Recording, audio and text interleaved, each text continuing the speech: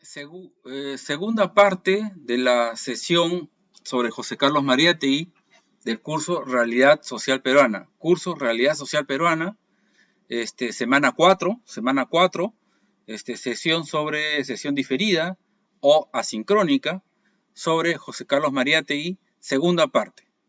Habíamos dicho que Mariátegui es uno de esos pensadores que confronta al pensamiento de las élites peruanas de inicios del siglo XX, que postulan un Perú, una nación peruana, postulan a un nacionalismo peruano que se basa en la colonia, ¿no?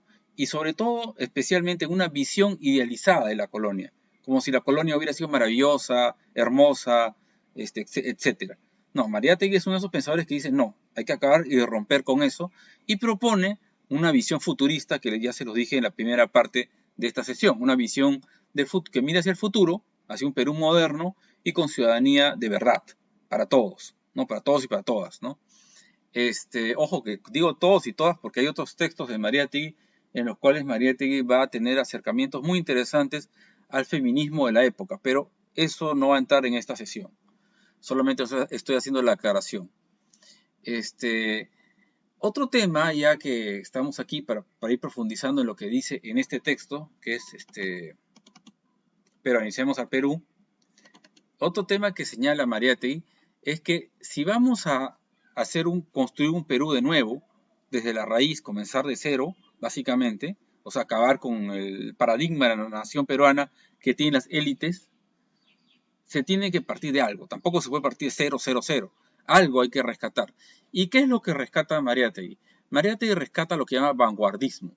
El vanguardismo para Mariátegui son una serie de ideas, de pensamientos, de expresiones artísticas, de expresiones culturales que están surgiendo en el Perú de esta época, sobre todo desde sectores, digamos, medios, sectores medio bajos también, e incluso desde algunos sectores populares, algunos, no la mayoría, algunos. Entonces, ¿quiénes son este tipo de estos personajes? Pero son personas que pueden o no tener un extracto popular, en la mayoría de los casos más o menos como que sí lo tienen, pero en todo caso lo que los define son que están en sectores medios. De repente siempre estuvieron en sectores medios, me refiero a sus familias, a su procedencia, ¿no? Ejemplos claros de esto es uno, lo estoy aquí en la imagen, ¿no? César Vallejo. César Vallejo es un claro ejemplo de vanguardismo, ¿no? Otro ejemplo de vanguardismo sería Abraham Valdelomar, ¿no? Abraham Valdelomar sería otro autor vanguardista. Siguiendo con los que le dije hace un momento, vanguardistas también sería Clorinda Mato de Turner, ¿no? Y vanguardistas serían las sufragistas que van a empezar a ser activas en el Perú en el siglo en los años 20 del siglo XX, en los años 20 del siglo XX, que surgen algunos pequeños movimientos, pequeños, porque son pequeños en esa época, sufragistas. Eso vendría a ser la vanguardia. La vanguardia es una generación nueva que desafía a las generaciones del siglo XIX, las desafían por dos motivos. Uno, por un motivo simple, tienen otra edad, son de otra época. Y otro, por un motivo de clase, ¿no? Que son generaciones de sectores medios que desafían a las élites. Para Mariátegui, estos personajes y estos movimientos de las nuevas generaciones son importantes para construir un nuevo nacionalismo, ¿no? Evidentemente, Mariátegui sigue con su discurso de que el Perú es un país occidental. Todos estos personajes son occidentales y a la corta o a la larga, la mayoría de ellos va a residir en Europa, ¿no? Como el caso de César Vallejo, que se fue a vivir a París. Vallejo se fue a vivir a París y ahí murió. Otros van y vienen, pero el hecho es que no es casual que vayan a Europa, es porque buscan occidentalizarse, buscan ser más occidentales, ¿no? Sin renegar de lo peruano, ¿no? Porque entiende que el Perú, como Mariátegui lo entiende, es un país occidental, aunque tiene una maravillosa base incaica, preincaica e indígena en general, ¿no? Entonces, esto para Mariátegui es muy importante. Este, por supuesto, también existen expresiones culturales y artísticas de los criollos conservadores, digamos, los criollos conservadores, digamos, que todavía tienen la herencia del siglo XX y quizás de siglos anteriores, que reivindican al pasado colonial. Ya, pero esto a Mariátegui le parece que lo único que hace es retrasar al Perú, mantener al Perú en el atraso, mantener al Perú con una inmensa exclusión social de indígenas, una inmensa exclusión social de otros grupos étnicos como son los afroperuanos, los asiáticos peruanos, y sobre todo con una inmensa exclusión de las nuevas clases sociales emergentes, o sea, el proletariado, las clases proletarias, el campesinado que siempre ha existido, pero las nuevas clases que están surgiendo, las clases obreras, ¿no? Que están surgiendo también, no solo el campesinado. Llegado a este punto, hay que decir algo claro, que Mariátegui tiene una visión del Perú en la cual, si bien, ojo, si bien no es que Mariátegui no se dé cuenta que hay una problemática étnico-racial, sí la hay, de hecho, él asume el término problema del indio, pero no lo asume al estilo de los conservadores, de las élites, que ven el problema del indio como si el indio tuviera un problema que resolver. Mariátegui asume que existe un problema del indio, pero le da la vuelta. Y Mariátegui entiende que el problema del indio es básicamente el problema de las élites, que son las élites las que tienen que cambiar para adecuarse a las realidades de las mayorías. Ojo. Pero sigue usando ese concepto de problema del indio y al usarlo está aceptando que existe un problema étnico-racial. Y sin embargo, aquí viene el sin embargo, para Mariátegui no es lo más importante eso, o sea, el problema étnico-racial. Lo más importante es el problema de las clases sociales, ¿no?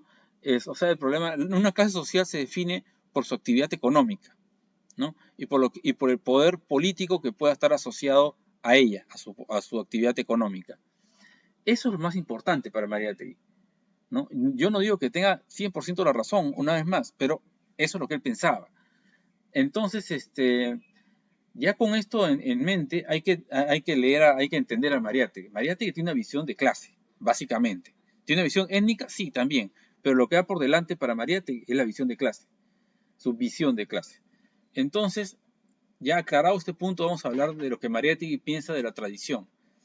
Mariátegui asume que es importante la tradición, pero la tradición, como la entienden las élites, para Mariátegui es negativa. Lo que dice Mariátegui es que la tradición es algo que hay que recoger, pero no la tradición, no una tradición de un mundo idealizado, de la colonia, de las elitistas, de dominación, etcétera, sino una tradición popular. A Mariátegui lo que le importa rescatar es la tradición del pueblo, la tradición popular, ¿no? Eso es lo que a Mariátegui le importa. Y asimilar esa tradición popular a las expresiones de estas nuevas generaciones, ¿no? A las expresiones del modernismo de estos autores como César Vallejo, Valdelomar, las expresiones, bueno, hay un montón es una época de ebullición, ¿no? En la literatura, en las artes peruanas. Entonces, recoger el vanguardismo, porque así se denominaban a sí mismos, se denominaban vanguardistas estos autores de esta época, recoger esto precisamente, ¿no? Y lo que Mariátegui cree que es nocivo, o sea, negativo para el Perú, es esa tradición conservadora. Mariátegui lo que quiere es rescatar una tradición en la cual se mezcle el vanguardismo de las nuevas generaciones con las tradiciones populares, o sea, del pueblo, ¿no? Y en base a eso es que va a mirar al futurismo, al futuro, a lo que llama futurismo. Ahora, lo que Mariátegui entiende por futurismo, y ahora ya llegó el momento de decirlo, es la revolución. O sea, el futuro para Mariátegui está en hacer una revolución. ¿Y qué tipo de revolución se va a hacer? Bueno, una revolución comunista. Eso hay que decirlo con todas sus letras, porque Mariátegui es comunista, lo vamos a ver en la siguiente clase. Funda al primer partido comunista de la historia de este país, ¿no? Y tenía vínculos, se escribía, y llegó incluso a viajar a Europa, tuvo vínculos con la Internacional Comunista. O sea, está claro que era comunista, ¿no? Además él mismo lo decía, está en muchos textos, ampliamente documentado. No crean que este profesor se lo está inventando. Era comunista, Mariátegui, y quería una revolución de ese tipo. Ojo, estamos hablando del comunismo que todavía no ha tenido, no tiene todavía una gran experiencia. Mariátegui apenas llega a ver los inicios de la revolución rusa, de la revolución soviética que se produce en 1917. Apenas llega a ver eso. Y un poco también llega a ver, más bien a estudiar, porque no llegó a ir a ese país, de la Revolución Mexicana. Pero la Revolución Mexicana, si bien tiene elementos comunistas, no es una revolución comunista propiamente.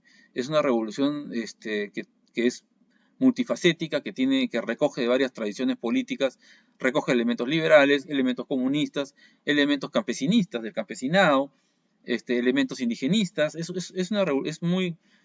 una mezcla bastante curiosa la Revolución Mexicana que no vamos a trabajar aquí en esta clase, obviamente. Lo que quiero decirles es que, digamos que su única mirada, digamos, del comunismo real, aparte del comunismo que hay en los libros, es la Revolución Rusa.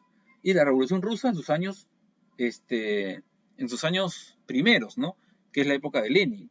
Imagínate que no llega a ver la Revolución Rusa de Stalin para adelante, ¿no? Que es la época más represiva de la revolución de este proyecto político que es la Revolución Rusa. No, eso no lo llega a ver Mariátegui. Entonces también hay que poner el contexto en su época, antes de quizás alguno decir, no, pero Mariátegui, ¿cómo puede estar de acuerdo con el comunismo, que es un sistema que puede ser, que recorta ciertos derechos y libertades, etcétera, etcétera? Hay que poner a Mariátegui en su contexto. El único comunismo que llega a ver Mariátegui es el régimen de Lenin, que es diferente al régimen de Stalin y a lo que va a venir después en el comunismo y en los comunismos en otros países. Eso no lo llega a ver Mariátegui, ¿no? Hay que poner las cosas en su contexto. Entonces, para cerrar esta segunda parte, Mariátegui señala que la revolución, o sea, el futurismo, que es lo mismo, es su visión de futurismo, se tiene que hacer desde y con la tradición. Y por tradición entiende la tradición que está forjando la vanguardia, las nuevas vanguardias de intelectuales y artistas, de jóvenes, y la tradición popular, las tradiciones populares, las tradiciones del pueblo. Con eso es que se tiene que hacer, con esos elementos, se tiene que hacer la revolución. Vamos ahorita a tener una pausa y pasar al siguiente video en el cual voy a finalizar cerrando cómo es que en todo lo que he señalado, en todo esto, finalmente se cierra la propuesta de ciudadanía de Mariátegui, la propuesta de ciudadanía. Recuerden que este es un curso que tiene como eje a la ciudadanía.